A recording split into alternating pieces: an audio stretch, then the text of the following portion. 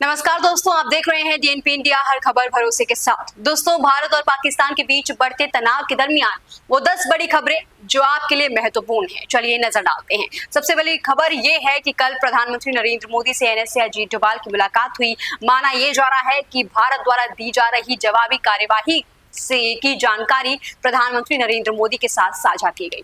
बता दें, इस ऑपरेशन सिंदूर के पहले से ही बैठकों का सिलसिला दिल्ली में जारी है। प्रधानमंत्री नरेंद्र मोदी, गृह मंत्री अमित शाह, रक्षा मंत्री राजनाथ सिंह लगातार एनएसए अजीत डोभाल, सीडीएस और साथ ही साथ सेना प्रमुखों के साथ बैठक कर रहे हैं। और इसके बाद कल की जो खबर है, एनएसए अजीत डोभाल के साथ प्रधानमंत्री नरेंद्र मोदी की मुलाकात बहुत कुछ बतलाती है। ऐसे में क्या कुछ होने वाला है, इसके लिए हमें करना होगा इंतजार। दूसरी बड़ी खबर यह है दोस्तों, आज 10 बजे एमईए की प्रेस ब्रीफिंग है। ऑपरेशन सिंदूर लॉन्च होने के बाद से एमईए अब तक 3 प्रेस ब्रीफिंग कर चुका है। इन तीनों ही दिनों में एमईए ने जहां एक ओर पाकिस्तान की झूठ की पोल खोली है, तो दूसरी ओर सच को भी उजागर किया है और इसी के साथ उसने कई बड़े संदेश भी देने का काम किया है। ये पीसी जो आज 10 बजे होनी है, ये सुबह 5:45 पर विदेश मंत्रालय और सेना की प्रेस ब्रीफिंग होने वाली थी, लेकिन इसे सुबह 10 बजे किया गया है। माना यह जा रहा है कि एयर ऑपरेशन की वजह से ये प्रेस कॉन्फ्रेंस रद्द की गई थी। दोस्तों, अपनी अगली खबर की ओर बढ़ते हैं। खबर ये है दोस्तों कि सऊदी अरब और अन्य खाड़ी भारत और पाकिस्तान के बीच संघर्ष को कम करने के लिए अपने राजनयिकों को लगातार भेज रहे हैं और पहलगाम के आतंकी हमले के बाद से भारत और पाकिस्तान 2 सप्ताह से टकराव की राह पर है। ऐसे में सऊदी अरब दोनों देशों के बीच तनाव कम करने की कोशिश कर रहा है।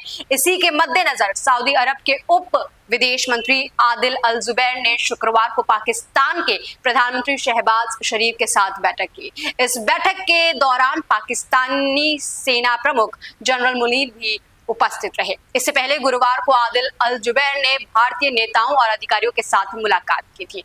बढ़ते हैं अगली खबर की ओर। दोस्तों, अब खबर है कि पाकिस्तानी रक्षा मंत्री ख्वाजा आसिफ ने कहा कि भारत पाक की जंग अब तय है। उन्होंने एक टीवी इंटरव्यू के जंग होने के सवाल पर कहा कि इसके अलावा और कोई विकल्प नहीं है। वहीं सेना के प्रवक्ता अहमद चौधरी ने कहा कि भारत सरकार आतंकियों की फंडिंग में शामिल है, वो बॉर्डर पार टेररिज्म को बढ़ावा दे रहा है। दोस्तों, ये झूठा बयान, ये झूठे दावे लगातार पाकिस्तानी मंत्रियों द्वारा किए जा रहे हैं। ऐसे में भारत की तरफ से मुंहतोड़ जवाब भी दिया जा रहा है। अगली खबर की ओर बढ़ते हैं। दोस्तों, जंग के हालात के बीच इंटरनेशनल मॉनेटरी फंड यानी आईएमएफ ने पाकिस्तान को 2.3 अरब डॉलर यानी कि 20,000 करोड़ रुपए के 2 पैकेजों को मंजूर कर दिया है। इस लोन में से 1 अरब डॉलर यानी कि 8,500 करोड़ रुपए ईएफए के तहत तत्काल दिए जाएंगे, जबकि 1.3 अरब डॉलर यानी 11,000 करोड़ रुपए का लोन अगले 28 महीनों तक किश्तों में दिया जाएगा। अगली खबर की ओर बढ़ते हैं। दोस्तों, खबर यह है कि व्हाइट हाउस ने शुक्रवार को एक बयान में कहा कि अमेरिकी राष्ट्रपति डोनाल्ड ट्रंप चाहते हैं कि भारत पाकिस्तान के बीच तनाव कम हो और विदेश मंत्री मार्को रूबियो दोनों देशों के नेताओं के साथ लगातार संपर्क में हैं। भारत पाकिस्तान के बीच तनाव खत्म करने की अमेरिकी मध्यस्थता के प्रयासों पर व्हाइट हाउस की प्रेस सचिव कैरोलिन लेविट ने कहा कि यह ऐसा कुछ है जिसमें हमारे विदेश मंत्री और एनएसए मार्को रूबियो भी शामिल हैं। राष्ट्रपति ट्रंप चाहते हैं कि यह तनाव जल्द से जल्द खत्म हो जाए। दोस्तों, बढ़ते हैं अगली खबर की ओर। खबर है कि नागरिक उड्डयन मंत्रालय यानी एमओसीए ने भारत पाकिस्तान के बीच बढ़ते तनाव के मद्देनजर देश के 32 एयरपोर्ट्स पर डोमेस्टिक फ्लाइट्स की आवाजाही पर रोक लगा दी है। अब 14 मई सुबह 5:29 तक इसे बढ़ा दिया गया है। ये निर्णय सुरक्षा कारणों के चलते लिया गया है और इन एयरपोर्ट से उड़ानें नहीं भरी जाएंगी। ये कदम संवेदनशील और सीमावर्ती क्षेत्रों के हवाई अड्डे प्रभावित करेगी, जिनकी सुरक्षा भी बढ़ा दी गई है। अगली खबर की ओर बढ़ते हैं। दोस्तों, ऑपरेशन सिंदूर के बाद से गुरुवार को लगातार दूसरे दिन विदेश मंत्रालय ने प्रेस ब्रीफिंग की थी और इस दौरान विदेश सचिव विक्रम मिस्री, कर्नल सोफिया कुरैशी और विंग कमांडर व्योमिका सिंह मौजूद रहे।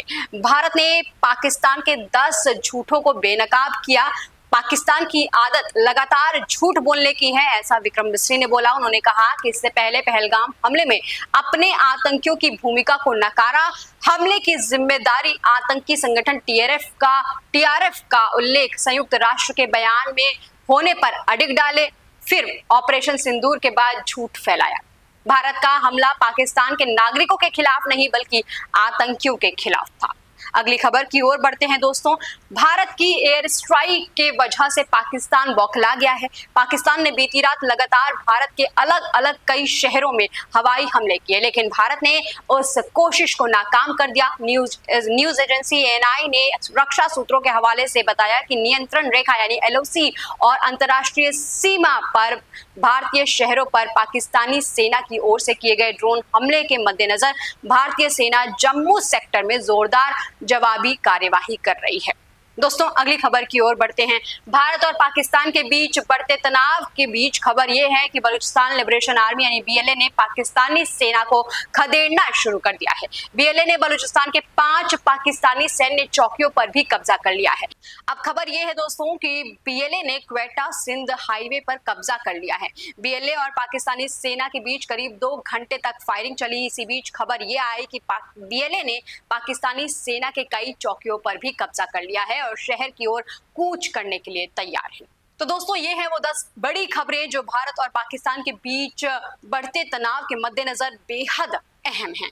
इन तमाम जानकारियों से, इन तमाम खबरों से हमने आपको अपडेट कराया। आपकी क्या कुछ राय है कमेंट सेक्शन में लिखकर जरूर बताइएगा और ऐसी तमाम खबरों के लिए देखते रहिए टीएनपी इंडिया, हर खबर भरोसे के साथ।